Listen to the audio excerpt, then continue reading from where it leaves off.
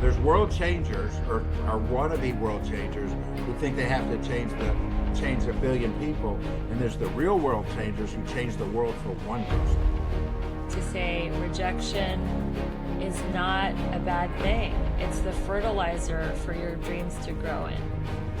But if I quit, then I've lied to them and I've lied to myself. Self-confidence really does come from keeping your word to yourself. Every time that you keep your word to yourself on what you said you were going to do, you build a little bit of self-confidence, right? I'm David Specht, and this is Keep This in Mind. Welcome to Keep This in Mind. I am David A. Specht, and I am super excited today. I say that every time, but I mean, when I get to talk to people that really have something to share, I get excited. And today, my guest is Blaine Little. And before I read his bio, and I mean, I know that's like one of the cardinal rules, you never like read something, but before I read his bio, I want you to know that Blaine and I have a little bit of history. I have seen this man in action through Middle Tennessee Association of Realtors when he led a training when I was going through the core program. And can I tell you, the man is engaging. He is not only interested, but he's interesting, and that is a 1-2 punch for anybody who's in the speaking world, as he'll share with you. But let me read his bio, because I think you want to know exactly who we're talking to. What is the credentials for this man? Why is he on the show, other than the fact that he was wise enough to beat me over the head until I let him on? No, Blaine is an author, corporate trainer, and professional speaker who helps organizations improve leadership, teamwork, and interpersonal communication. And that's the thing we're really going to be talking about today. Drawing on decades of experience working with leaders across a wide range of industries, Blaine focuses on practical strategies that reduce misunderstandings, strengthen workplace relationships, and build trust. He is the author of The 8 Managerial Challenges and is currently completing his book, The Communication Key, scheduled for release later this fall. Through Momentum seminars, he delivers keynote presentations and training programs like the one we went through at MTAR that help people communicate more clearly, lead more effectively, and work better together. Welcome to the show, Blaine. Glad to have you here, sir. David, thank you so much for having me. I've been looking forward to this, and I'm absolutely just stoked to be here and ready to dive right in. Awesome. And thank you for your kind words, by the way. I appreciate that. That's very nice. Yeah. Let me kind of give the people context who may not be in the real estate world. Okay.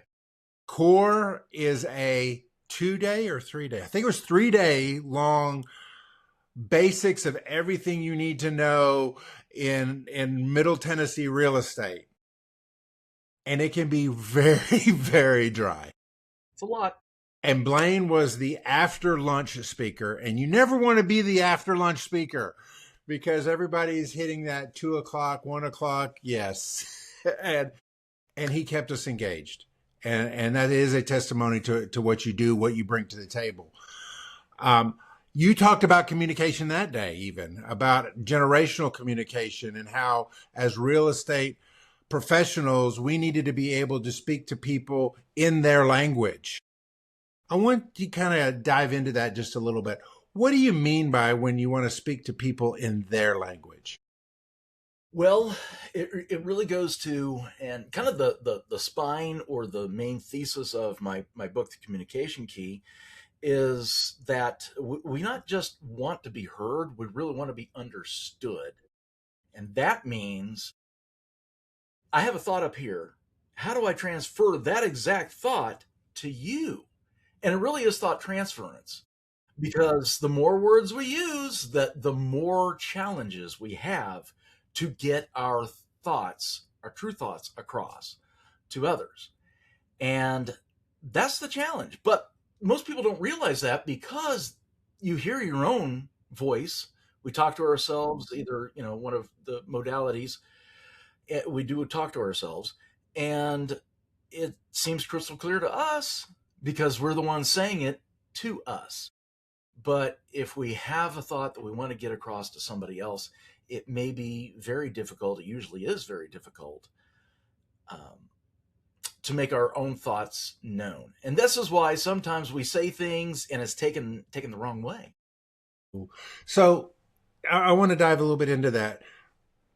Do you remember a time maybe where you said something or you had a conversation with somebody that you thought was extremely clear, only to find out that it wasn't, and not only was it not clear, it was completely misconstrued? Yeah. Gosh, let me think. Let me go back. Yeah, it was yesterday on my sofa with my wife.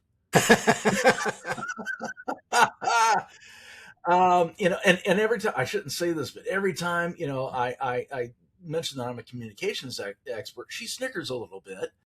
But that's kind of the part of the difference between men and women. And even if you've lived with somebody for a quarter century or more, then it's still kind of tricky. And that's one of the chapters that I'm writing about, is the differences between men and women specifically, because as we're expressing our ideas, we present them many times in different ways. And I get kind of granular into what does it mean in terms of the long stare or leaning forward or not. But yeah, I mean, it happens to me a lot. And so feedback is so very important.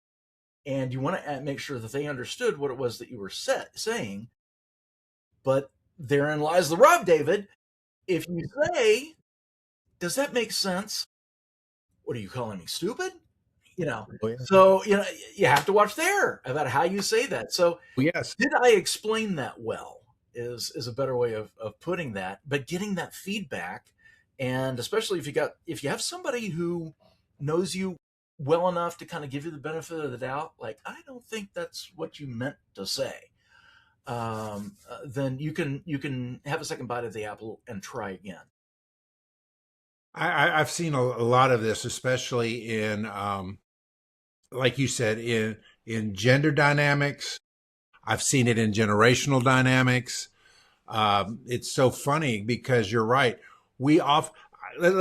I hate to I feel like I'm fast forwarding and reversing the tape. Those of you who know what a tape is, but you said something that really resonated, and that was, people don't want to be heard; they want to be understood. And for me, what I see a lot of is, because I understand, I assume you understand when I say it. And I've seen this happen. I'll be on a Zoom like this, and Zooms are probably the number one offender in this area, because you're on there, in the Brady Bunch boxes, and you're explaining yourself, and you understand it 100%, right? But then somebody else may not, but you're like, does everybody understand where I'm coming from? And no, and there's this whole pressure not to raise your hand and go, Dave, I didn't quite get that last part about, what do you mean we got to make money? So, have you seen that problem get exacerbated in the digital age, in the post-COVID age? Yeah, and when we were hit with COVID, I went through a number of sessions just to become a better web trainer at that time. And so a lot of the rules are very different, but you lose a lot of the impact because you don't always see all my hand gestures. You don't see my posture at all, really, unless I'm maybe just leaning a little bit. But there's a lot of things like, what does across legs mean? What does it mean when your heels are shoulder width apart versus tight together? What does it mean if you're just kind of leaning one way? And those little subtle nuances, I mean, you can't really see that on Zoom. And so a lot of times people are not learning that interpersonal communication because they spend so much time on the screen. And you and I are of a certain age that we've kind of been through that.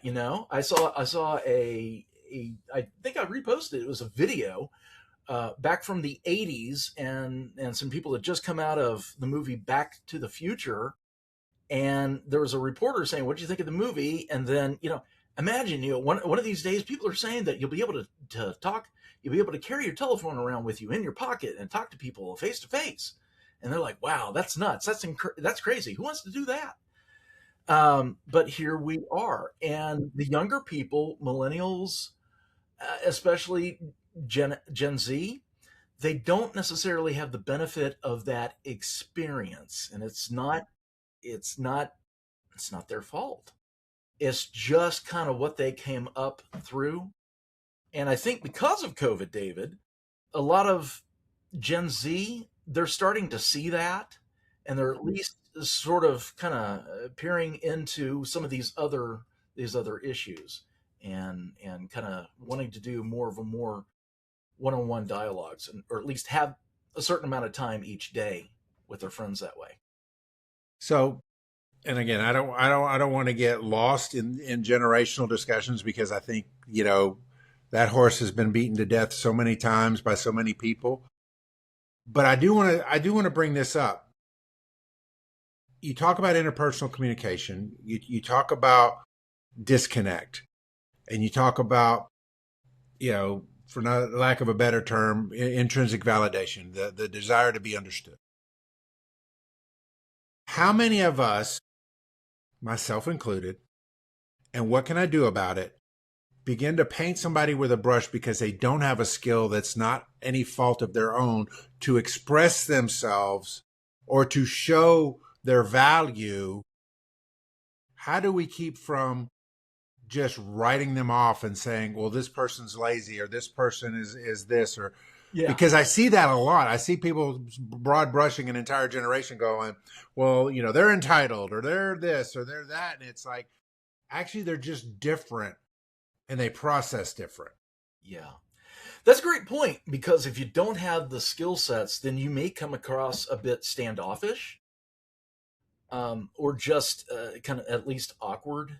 And I have some family members who are on the spectrum, and so that's not an easy skill set for them. I'm not saying it's impossible. It's not an easier skill set for them to pick up on. But like I said earlier, you just have a lot of people with a lack of experience. In my first book, The 8 Managerial Challenges, I talked about what's called propinquity. And it sounds like proximity. It's kind of a little similar, but it's the effect that something has on you, or someone has on you, when you are near them. Okay? Over 1 million people go to the Louvre each year to see the Mona Lisa. I've got it right here. What do I need to go to France? I don't understand. But people will buy a plane ticket, go to the City of Lights, and go visit that museum because they want to see it with their own eyes. They want to be in presence of it to see how everyone else is reacting to it. And they want to be able to come away from that with some sort of a story. And those are things that you just don't get through a little box. Wow. I was just thinking about, again, the timing of this is really crazy, but so yesterday, you're gonna laugh, and I'm showing my age now, by the way. Yesterday, through organization that I'm a part of with for veterans, I got free tickets to Saturday night's Barry Manilow concert at Bridgestone Arena. Now, to your point, and again, I said I'm aging. I'm showing my age, but to your point, why would I be excited about that when I can, like you said, I can pick this up, I can put on headphones that make me, I can wear a virtual reality, mask. There's just something about being in a room with other humans, listening or viewing a human, showcasing his talent, that you don't experience right unless you're in the room. Yes. And yet there is this huge fear right now. And I'm not blaming anything. I'm talking about the reality. There's a huge fear of the room, any room. It could be a networking event. It could be a training. It can be yeah, a meeting, you call, it could be going back to the office. I can't tell you the number of times I've heard people complaining about, well, they've gotten rid of work from home. We're got to go back to the office. And there is a legitimate, real anxiety to that. But at the same time, I think it's absolutely necessary for us to get back around other people on a regular basis, which I think is hilarious considering we're actually doing this interview through the wonders of technology. Not hypocrites at all. No, not at all. So, but I want to steer the conversation to, and I talk to leaders all the time. You talk to leaders all the time. What is our responsibility as leaders in the areas of communication and presence? Well, number one, great show. I saw him at the Bridgestone probably about 15, 16 years ago. And you're right, it is worth being there. I'm not a huge Barry Manilow fan. No, I'm not either. But I remember all the songs back in the 70s and in the early 80s, and I could go there, David, and I was singing along every song with everybody else. Yeah. The thousands of people around me. You can't do that everywhere. And that is a shareable moment. That's truly shareable moment. And it goes back to the Mona Lisa. Why would you need to go to the Louvre to see a tiny little painting when you can just pull it up on your right here? But you talk about leaders, and you're exactly right. It's going to take leadership. When I wrote my first book, The 8 Managerial Challenges, it was, everybody asked me, how long does it take to write a book? And I say, well, about 3.5 years plus a pandemic. Because I had a lot of conferences that just shut down, and I said, I've got no excuse to not finish this book. And so I did. And towards the end, I put in a little section that talks about managing your people remotely. But there's a reason why managers want people to come back into the office. Maybe even, I will say it's necessary. I'm not going to say it's necessary every day. It's not. It's not. But it is necessary to come in on occasion because we need to understand those idiosyncrasies. So really right now, I mean, we've met in person, we've just sat down casually and chit-chatted and everything. But really right now I'm performing because I'm on the camera. So I am presenting to you a workshop trainer, keynote speaker, but you don't necessarily get to know the true me this way. We're all performing, and to some extent we do all put on facades, but eventually we kind of lower those. Here it's not as easy because we feel as though we have to perform a certain way. That was a great question, a lot in there, and I forgot every little thing, but our responsibilities as leaders, the leaders are just going to have to start insisting.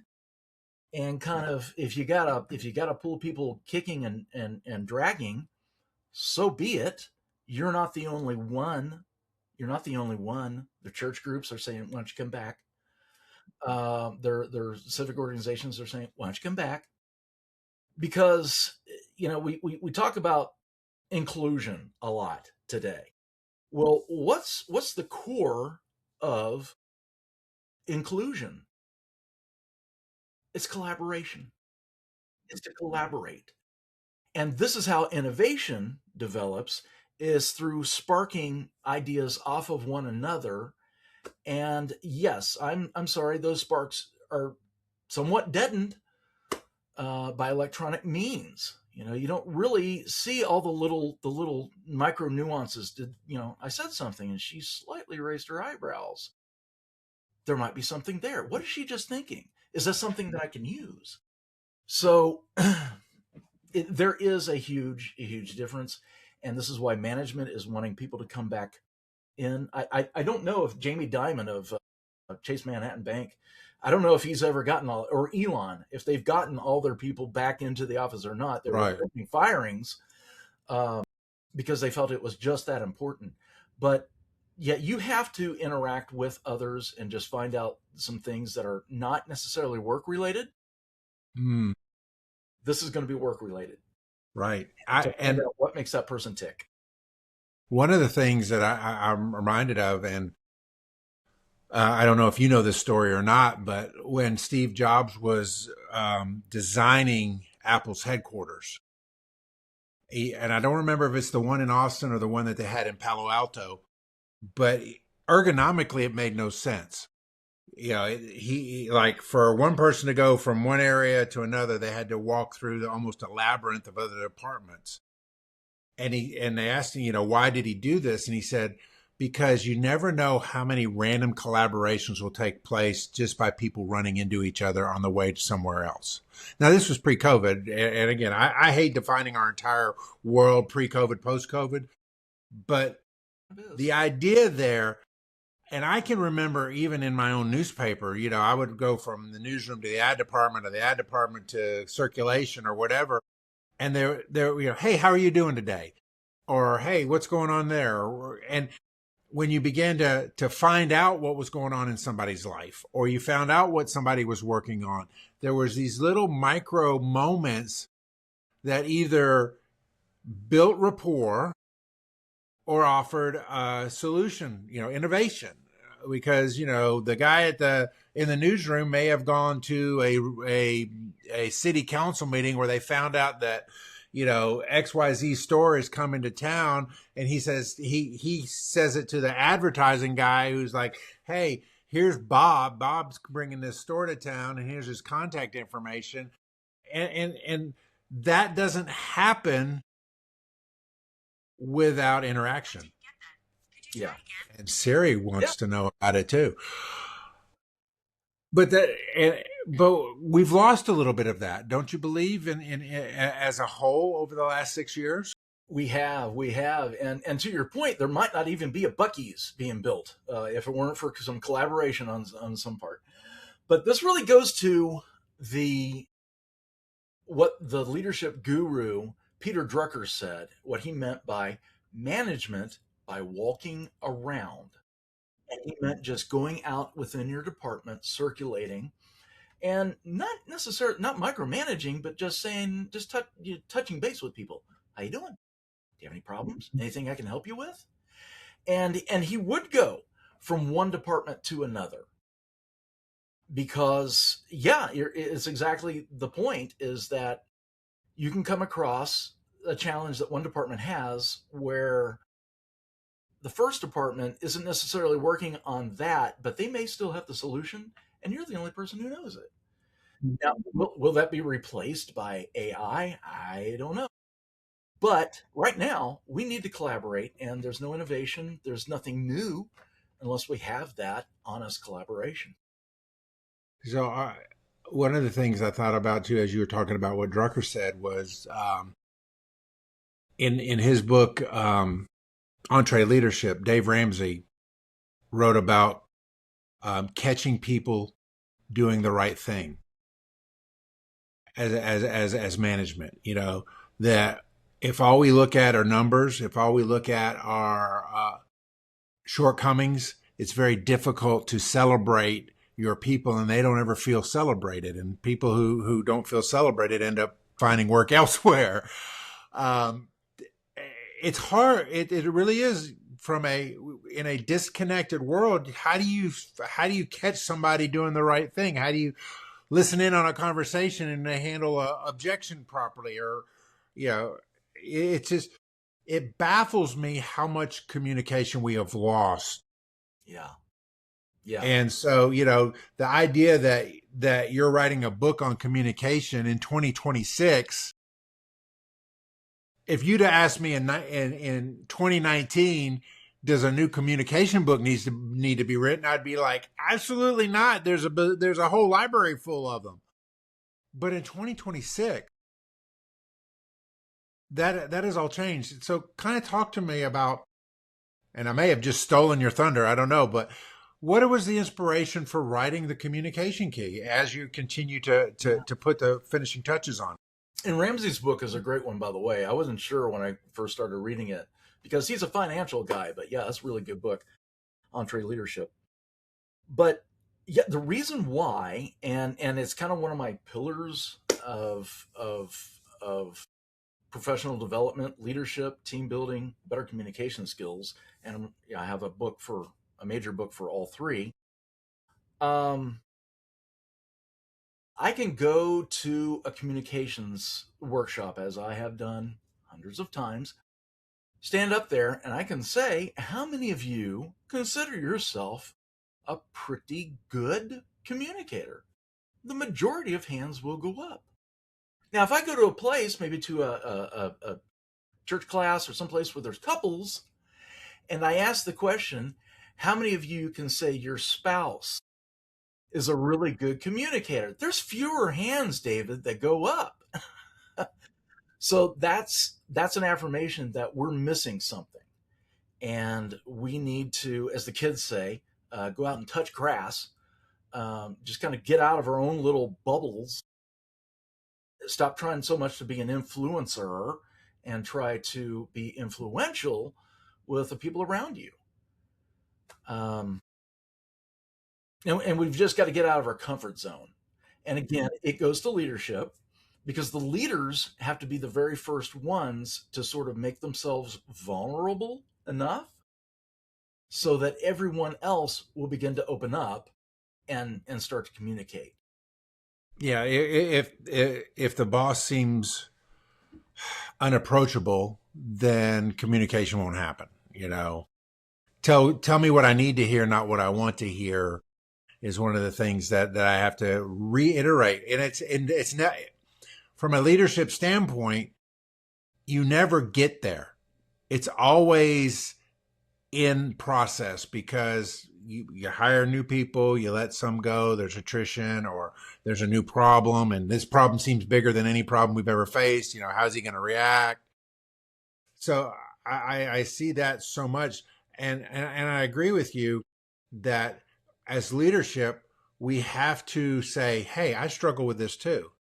I see things. My dad, who passed away many years ago, was one of the worst at top-down communication. And he was a great communicator, but he withheld information out of maybe fear that he would either be not respected that he needed to be, or it was none of their business. Well, and I saw that was one of the traits that I did not want to follow. For if I'm telling a sales department that they got to sell more, they need to know why they have to sell more. If I'm telling, the circulation department we need more subscriptions, or if I'm in real estate, if I'm telling I need to be able to tell a listing that your price point is too high, and let me tell you why, not knowing that I might not get that listing, that vulnerability or that intestinal fortitude to be able to share that tough information doesn't come easy. It's a skill you have to build. As you have outlined in your book, what are some of the key skills we have to build in communication if we want to be better at it? You really are bringing it back around more and more towards leadership. I mean, yeah, we say that the leader has to actually lead and be the first one. But yeah, even in opening up and creating a better corporate culture, it goes to leadership. And I'm thinking of Simon Sinek's Start With Why. So many times I've come across leaders, you probably have too, that feel that there's this information that it's on a need to know basis. Why? Are there any state secrets there? Why would you not explain to everybody the direction that you're going? It makes no sense to me. And also something that I saw, Dr. Ralph Hillman sent me a video a few years before he passed away. He was a mentor of mine, about Simon Sinek. And he really kind of turned me on to Simon Sinek. And in the video, Simon says, sorry, corporate America, it falls to you to train your workforce on how to better communicate, on how to show up prepared. And that's just the way it is, because for whatever reason, the millennials didn't get that message. And we probably have to look at Generation X for not making sure they got the messages. in terms of showing up on time. So a 9 a.m. start time doesn't mean you're driving onto the parking lot. Right. These sorts of things. Oh, there's a phrase, and I can't remember who said it, but they said this, and it smacked me. I laughed, but then it was like one of those laugh, and then ooh, that kind of hurt. And it said, "We are the clouds that produce the snowflakes that we see around us today." And I was that is funny and stings. Wow, you're exactly right. Yeah. I will say this though, and it's not a generational communication is not a generational problem. Let me kind of explain, because I think you'll get some out of this, and I think you'll be able to add something to this. I know of a company that their ownership, it's a small business, but their ownership came from corporate. Okay, escape the corporate rat race, create it's a service-based business, people helping people.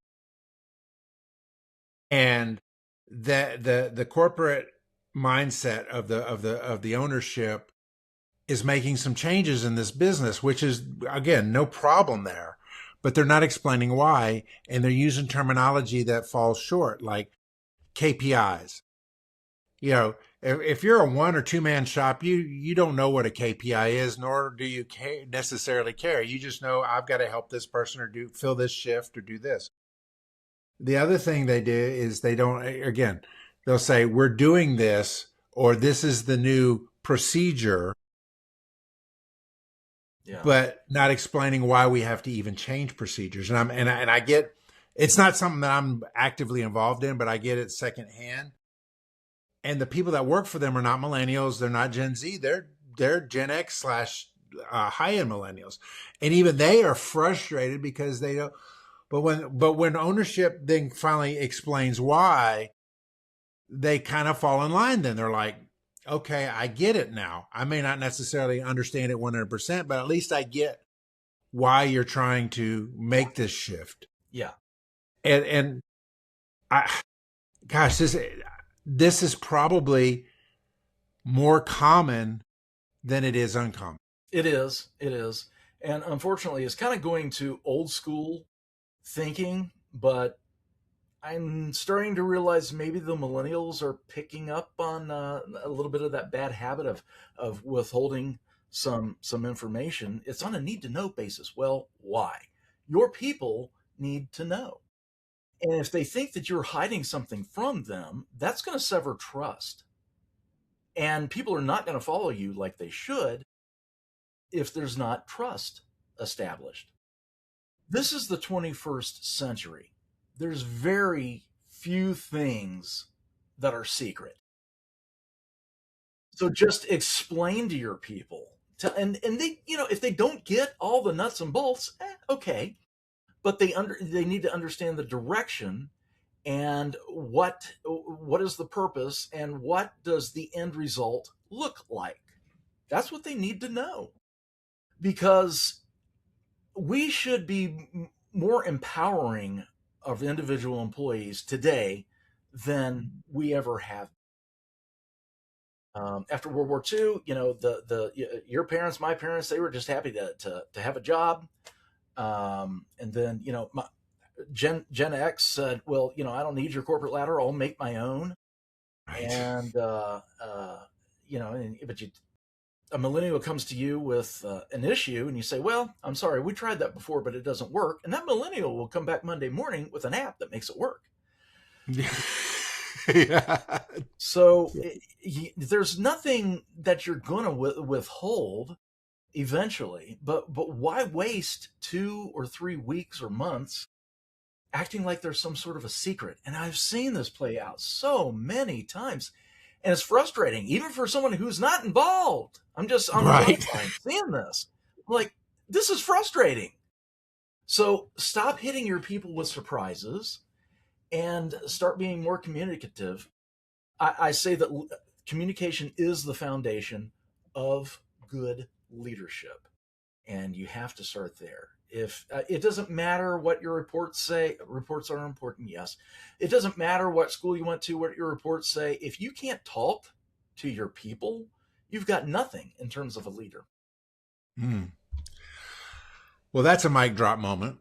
And as we wrap things up today, I kind of want to turn everybody on to you're wrapping up the book, or so that there's a little external pressure there to to get it across the finish line. Yes, and I'll tell you, kind of in keeping with your theme of something that Mind What Matters, is that I'm adding another chapter on self-talk, because that's where it all begins, really. And I'm thinking more like, I really got to do something about why do we ruminate over things? How do we treat ourselves internally? And so that's another chapter that I'm adding. And it seems like I'm keep pushing the date back because I keep adding chapters and I don't want to, but here we are. Well, coming out in the fall. Fall goes all the way through November, so you're safe there. So tell us, how can people follow you? How can if they're driving or if they're on the treadmill? Let's keep it as simple as possible. What are some of the best ways to get in touch with you and follow you? You can get all my social links and all my contact information at momentumseminars.com. Momentumseminars.com. And momentumseminars.com/books, and you'll get to the books that I have written there as well. Fantastic. Blaine, thank you so much for being on the show. It has been not only insightful, it's been entertaining, which is what we want to get. Again, digital world, we got to keep attention. Which brings me back to what I always say at the end of the show. Guys, if you're doing anything, you need to apply what you're learning, because it's not knowledge that is power. It's applied knowledge that is power. God bless. Thank you, sir. And we'll see you next time. Bye. Thanks for keeping this in mind today. If something landed, share this with someone who needs it. And if you haven't already, follow the show wherever you listen to podcasts. Connect with me at davidaspeck.com, and I'll see you next time. God bless.